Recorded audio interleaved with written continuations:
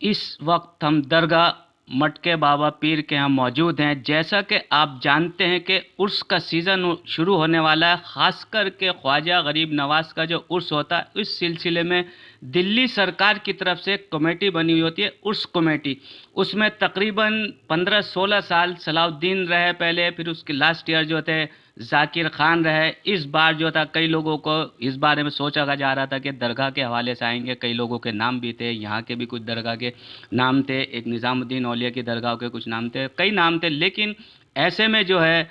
FI Ismaili का नाम आ चुका है। कुछ लोग दरगाह वाले इस बारे में जय में गोइयाँ भी कर रहे हैं, लेकिन क्योंकि हम कुछ जानते हैं कि इनका ये कहना है कि जो दरगाह के हवाले से लोग आएंगे, हमें कोई भी आए कोई मसला नहीं, लेकिन दरगाह वाले जो हैं ज़्यादा अच्छे तरीके से दरगाह को समझते हैं। इस बारे में हम इनसे जानना चाहते हैं कि इनका क्या कहना। सर, आपका नाम? मेरा नाम मोहम्मद कयूम अब्बासी है। जी। मैं गद्दी नशीन दरगाह हज़रत शेख वक़्त हुसैन रहमतुल्लाह अलैह मटकी शाह। जी। तो सर, ये जो आए हैं इस बारे में आप बताएं कि हालांकि ये कोई ऐसी बात तो नहीं है, लेकिन चूँकि खानकाही लोग होते हैं वो खानकाहों के बारे में ज़्यादा बेहतर जानते हैं, तो इस बारे जी में आप जो यहाँ भी सुना कि आपके भाई का भी नाम था, इनका जी शकील भाई का, वो सर से अफसर निज़ामी साहब और कई लोगों के नाम थे दीगर, लेकिन ऐसे में जो नाम सामने आया FI इस्माइली साहब का नाम सामने आया। खैर, ये तो जानकारी हमें नहीं है किस किस का नाम था उसके अंदर, लेकिन हम शीला जी के ज़माने से ही इस चीज़ का कड़ा विरोध करते हुए आ रहे हैं कि जो भी चेयरमैन बनाया जाए, क्योंकि ये दरगाहों का ताल्लुकात हैं। यहाँ पर जो भी लोग आते हैं वो दरगाह शरीफ में ज़ियारत करने के लिए आते हैं, और दरगाह की 4 दरगाहों पे ज़ियारत करने के लिए आते हैं तमाम लोग। तो हम यही चाहते हैं कि जिस तरीके से सुन्नी वक्फ बोर्ड का चेयरमैन सुन्नी को बनाया जाता है, शिया वक्फ बोर्ड का चेयरमैन शिया को बनाया जाता है, इसी तरीके से अगर उर्स कमेटी का चेयरमैन आप किसी दरगाह से बनाएंगे तो हमें ज़्यादा खुशी होगी। बिल्कुल बिल्कुल। तो हम इस चीज़ का विरोध करते हैं, और ये तो पार्टी हाईकमान का मामला है, जो भी है पॉलिटिक्स का मामला है। अब वो जिसको भी सामने लेकर के आ गए हैं, अब ले आए हैं, कोई बात नहीं, लेकिन हम फिर भी यही उम्मीद करते हैं कि किसी दरगाह वाले को बनाया जाए तो हमें ज़्यादा खुशी होगी, क्योंकि जो दरगाह वाले होंगे वो इन मसलों को ज़्यादा बेहतर समझेंगे। क्योंकि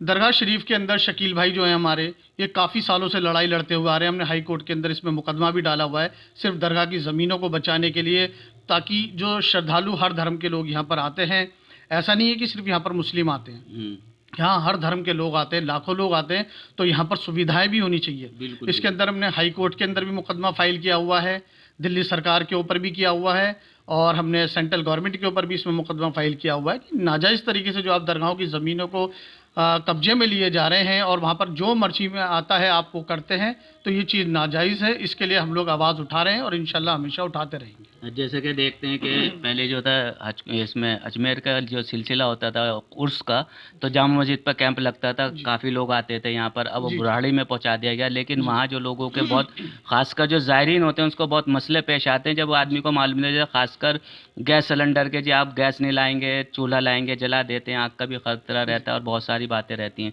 लेकिन वह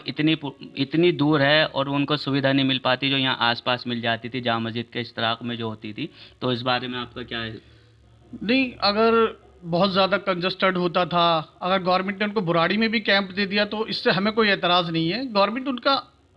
जो भी इंतज़ामात करे, जिस तरह के शकील भाई ने केजरीवाल साहब को भी अपना प्रपोज़ल दिया था कि आप इनके लिए एक सम्मानित स्टिकर बनवाइए और इनके लिए इनकी गाड़ी पर लगवाइए, इनके कागज़ कैंप के अंदर ही चेक करिए, ताकि इनको आगे चल करके किसी भी तरीके के कानून का सामना ना करना पड़े, कानून भी बाधित ना हो, और ये बेचारे गरीब गुरबा लोग, अनपढ़ लोग होते हैं, इनको इतना मालूमात नहीं होता कानून के बारे में, और इनको भी किसी भी तरीके की परेशानी ना हो। हाँ, क्योंकि ये अपना बसें, छोटी गाड़ियाँ लेके चल देते हैं, पूरे हिंदुस्तान के कोने कोने से आते हैं और फिर उसके बाद जो है वो अजमेर तक जाते हैं, तो उन्हें रास्ते में परेशानी होती है। जी, बहुत ज़्यादा परेशानियाँ होती हैं। हमारे वालिद साहब भी इस चीज़ के लिए लड़ाई लड़ते थे, हम भी इस चीज़ के लिए लड़ाई लड़ रहे हैं। अगर कहीं पर कोई भी दरगाह शरीफ की गाड़ी होती है, उसको कोई परेशानी आती है, तो हम प्रशासन से मिल करके, दिल्ली पुलिस से मिल करके, ट्रैफिक पुलिस से मिल करके हम उनकी पूरी मदद करते हैं, ताकि उनको किसी भी तरीके की कोई सामना ना करना पड़े। अगर इसी तरीके से दिल्ली सरकार भी सोचे और उर्स आने से पहले हम दरगाह वालों के साथ एक मीटिंग लें, और मीटिंग लेकर हमारे भी प्रपोजल जाने कि भी हम किस तरीके से चाहते हैं कि इनकी किस तरीके से खिदमत होनी चाहिए,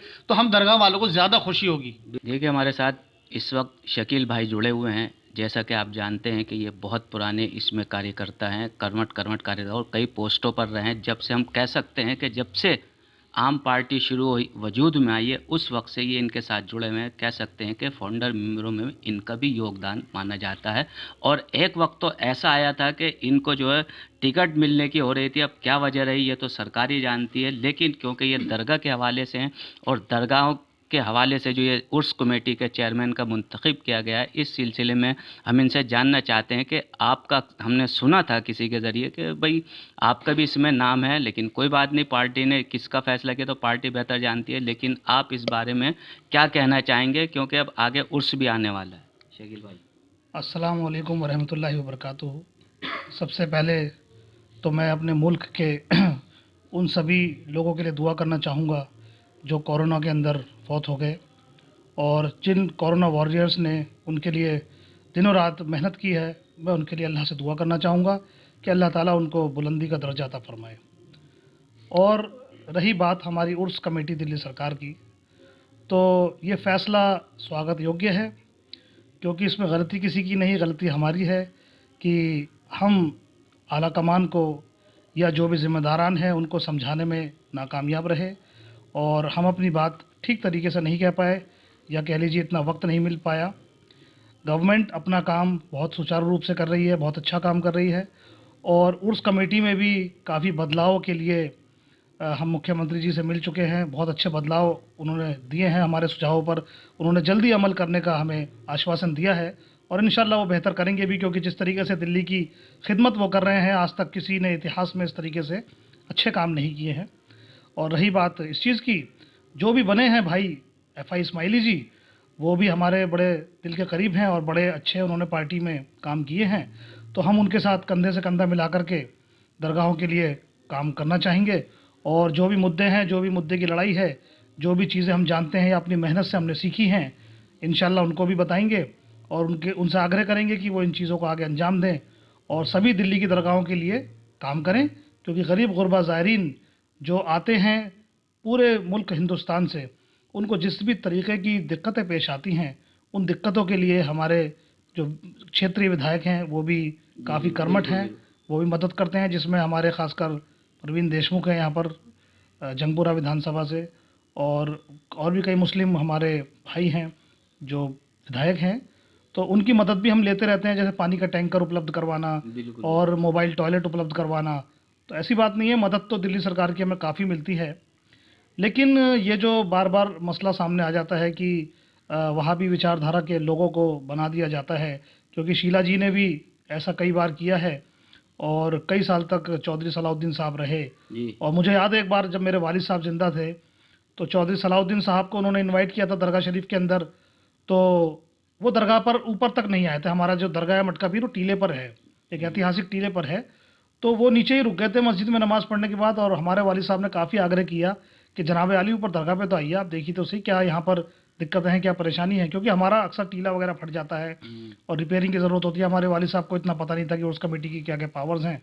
तो मैं उस टाइम छोटा ज़रूर था, लेकिन मेरे दिमाग में यही बात आ गई थी कि भाई ये ऊपर क्यों नहीं गए। तो मेरे वालिद साहब ने समझाया कि बेटा ये इस मसलक के नहीं हैं हमारे, तो ये दरगाहों में आना भी गलत समझते हैं। तो वहाँ से एक सोच हमारी शुरू हुई। तो देखिए, जो लोग दरगाह में आना भी पसंद नहीं करते, तो वो क्या दरगाहों का भला करेंगे। जैसा कि कोई अगर गुरुद्वारे से है, तो वो क्यों किसी दूसरे मज़हब में जाके चेयरमैन बनेगा, या कोई मंदिर का है तो वो क्यों किसी दूसरे मज़हब में, ऐसा होता नहीं है अक्सर। तो कहने का मतलब यही है कि बस थोड़ा सा हम लोग नाकामयाब रहे इस बात को समझाने में, लेकिन कोई बात नहीं, हम इस चीज़ को ठीक करेंगे, और मकसद हमारा यही है कि भाई लोगों का काम होना चाहिए। जी, हम काम के लिए पूरी कोशिश करेंगे। देखिए, ये थे हमारे साथ शकील भाई, इन्होंने बहुत अच्छी बात बताई। इधर इनके भाई ने भी कही कि जिस तरह सुन्नी वक्फ बोर्ड का सुन्नी होता है, शिया वक्फ बोर्ड का चेयरमैन शिया होता है, तो हमारी दिली ख्वाहिश ये है कि वज़ीर आला जो है इस बात पर गौर करें कि दरगाह का ही आदमी जो है उस कमेटी का चेयरमैन हो, ताकि वो इस बात को अच्छी तरह से समझ सके। जो दूसरे फ़िरक़े के लोग होंगे वो किसी भी बात के लिए क्यों आग्रह करेंगे, अगर उनको ज़ायरीन में कोई दिलचस्पी होगी तो वो सिर्फ दरगाह वालों को होगी, और आदमी तो अपना वर्बली बात करता है, लेकिन जो भी CM साहब ने फैसला किया है, पार्टी के साथ जुड़े हैं, तो वो भी कोई ऐसी बात नहीं है। FI इस्माइली के साथ भी कंधे से कंधा मिलाकर से जैसे भी काम होगा, लेकिन मकसद यही यही है कि काम होना चाहिए, ज़ायरीन को परेशानी नहीं होनी चाहिए। कैमरा पर्सन सिराजुद्दीन के साथ मोहम्मद राबिश।